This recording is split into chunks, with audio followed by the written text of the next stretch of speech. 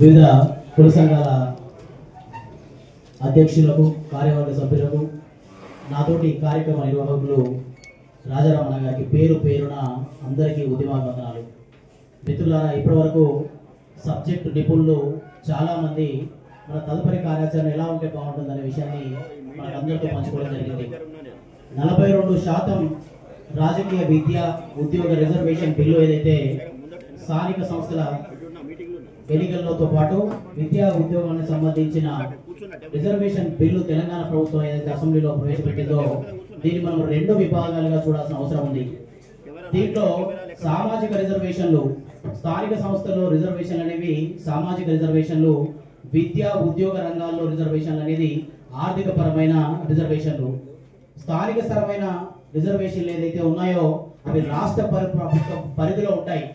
రాష్ట్ర ప్రభుత్వం దాన్ని జీవో రూపంలో, చట్టం రూపంలో చేసి స్థానిక సంస్థల ఎన్నికలకు వెళ్ళే అవకాశం ఉంటుంది. అలాగే విద్యా ఉద్యోగ రంగాల్లో 42% రిజర్వేషన్లు ఏవైతే ఉన్నాయో దీనికి కూడా కేంద్ర ప్రభుత్వంలోని షెడ్యూల్ 9 ప్రకారం మనకు రక్షణ కల్పించే విధంగా పార్లమెంట్లో బిల్లు చేసే అవసరం ఉంది.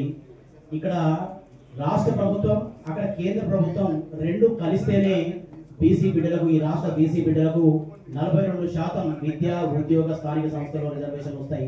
మరి రాష్ట్ర ప్రభుత్వం కులగణన చేసి తెలంగాణ అసెంబ్లీలో బిల్లు ప్రవేశపెట్టి ఆ బిల్లుని గవర్నర్ ఆమోదం కొరకు, చట్టం కొరకు గవర్నర్ పంపించకుండా కేంద్ర ప్రభుత్వం మీద, అంటే రాజకీయ పార్టీలు ఒకరికొకరికి బురద చల్లుకునే విషయంలో, బురద చల్లుకునే ప్రాసెస్ లో భాగంగా, బ్లేమ్ గేమ్ లో భాగంగా బీసీలను పరిపోషణ చేయొద్దని చెప్పేసి ఇరు పార్టీల పెద్దలను మేము కోరుకుంటున్నాం. మాకు మీకు నిజంగా చిత్తశుద్ధి ఉంటే కాంగ్రెస్ పార్టీ పెద్దలు రాహుల్ గాంధీ గారు కులగణన రిజర్వేషన్ అనేది ఈ దేశానికి తెలంగాణ ఒక రోల్ మోడల్, మేము ఇక్కడ ఇంప్లిమెంట్ చేసిన తర్వాత ఇదే విధానాన్ని దేశమంతా తీసుకెళ్తామని చెప్పారు. మరి మొట్టమొదటిసారి రోల్ మోడల్ గా తీసుకున్న తెలంగాణలోనే ఇంత అస్తవ్యస్తంగా, ఇంత పార్టీ రాజకీయ బ్లేమ్ గేమ్ గా చిత్తశుద్ధి లేని పనులన్నింటినీ చేసుకుంటూ మరి ఈ విధానాన్ని మీరు దేశవ్యాప్తంగా ఎట్లా తీసుకెళ్తారని చెప్పేసి ఈ వేదిక ద్వారా తెలియజేస్తున్నాం. మీరు స్థానిక సంస్థల రిజర్వేషన్ అనేది రాష్ట్ర ప్రభుత్వ పరిధిలో ఉంటాయి. అలాగే మీరు కమ్యూనిటీ డిక్లరేషన్ లో చెప్పినట్టుగా ఒక స్థానిక సంస్థల రిజర్వేషన్లే కాదు, ఇక్కడ ప్రభుత్వ కాంట్రాక్ట్లలో, స్థానిక సంస్థల మెయింటెనెన్స్లలో కూడా మీరు మాకు 42% రిజర్వేషన్ కల్పిస్తున్నారు. అలాగే బడ్జెట్ లో నిధులు, మరి మీ చేతిలో ఉన్న వాటిని మీరు చేయకుండా మీకు ఇప్పుడు కాంట్రాక్ట్లలో, ప్రభుత్వ కాంట్రాక్ట్లలో, ప్రభుత్వ టెండర్లలో మీరు ఇచ్చిన రిజర్వేషన్ ప్రకారం మాకు 42% ఇమ్మీడియట్ గా ఇంప్లిమెంట్ చేయండి. మీకు ఏ కేంద్ర ప్రభుత్వం మీరు ఒప్పుకోవట్లేదు కదా, కేంద్ర ప్రభుత్వం మిమ్మల్ని ఎవరిని వద్దనట్లేదు కదా. మరి మీ చేతిలో ఉన్న వాటిని వదిలేసి కేంద్ర ప్రభుత్వం మీద యుద్ధానికి వెళ్ళడం ఏంటి? కేంద్ర ప్రభుత్వంలో చేయాల్సిన దాన్ని ఖచ్చితంగా కేంద్ర ప్రభుత్వం దగ్గరికి వెళ్దాం.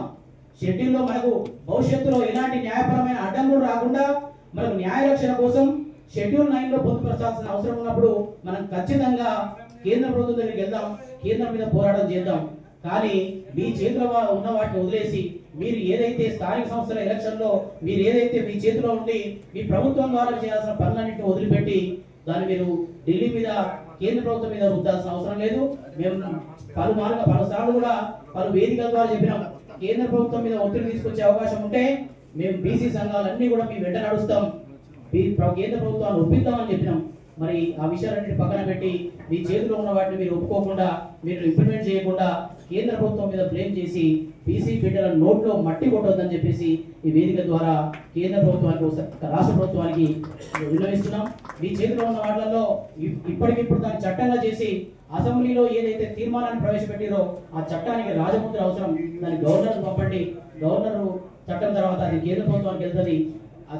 గవర్నర్ సంతకం పెట్టిన తర్వాత చట్టంగా రూపొందుతుంది. కాబట్టి ఈ మధ్య కాలంలో మీరు ఇచ్చే నోటిఫికేషన్లలో, విశ్వవిద్యాలయాల్లో అడ్మిషన్లలో అది చట్టం రూపొందిన తర్వాత మాకు 42% వచ్చే అవకాశం ఉంటుంది. కాబట్టి మీ చేతిలో ఉన్నదాన్ని మీరు ముందుకు తీసుకెళ్లాలని చెప్పేసి ఈ వేదిక ద్వారా విజ్ఞప్తి చేస్తూ సెలవు తీసుకుంటున్నాను.